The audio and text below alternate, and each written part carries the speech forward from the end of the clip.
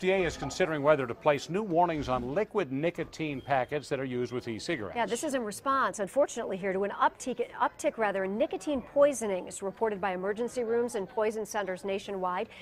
And would you believe this? Many of those involve infants and children. Federal health officials also considering making the packaging child resistant. But it all doesn't stop there. The agency also has concerns about new products hitting the market, including dissolvable nicotine strips, lotions, even gels and beverages.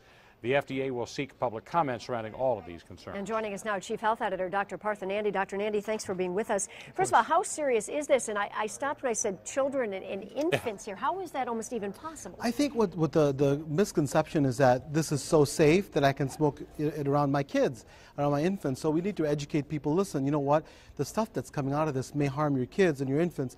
And so if that's happening, then we got to stop it. So I think it's a serious concern. At least we should talk about it and see if we can make a headway in it. Now you're talking about basically secondhand smoke, even though they technically don't have smoke. Correct. So the vapors, when you're smoking these e-cigarettes, it's still coming out. And there are kids right there, they're smoking it too. And we don't know what the problem is. We don't know what this stuff does. You know, people say, well, it's safer than smoking cigarettes, but do we really know that? And that's the crux. There have been no real, long-term studies showing if it's safer or not. Right. Also along those same lines, they're talking about the child-proof packaging. So obviously there's a concern that kids are getting a hold of this stuff themselves. You know, I envision little kids who are playing with it and thinking it's candy or whatever. And what's happening is that the people that make e-cigarettes are arguing that, listen, we have child protection now, or the packages are child-proof.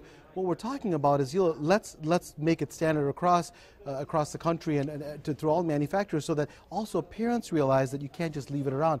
People think it's so safe that I can leave it around and won't make a difference, but it is making a difference. And moreover, people are putting all kinds of stuff besides what you're supposed to in e-cigarettes. You can put an illicit compound, and then all bets are off. Yeah, the FDA talking, though, here about other products we mentioned as well, dissolvable nicotine strips, lotions, gels, and beverages. Yeah. So there's more than just the e-cigs to be concerned about. Exactly, and so even more than that, they're putting synthetic marijuana in here. So kids, and even some parents obviously are doing that. So, it's a real concern. Let's at least talk about it and get it standardized. Yeah. Okay, we got about 30 seconds, Doctor.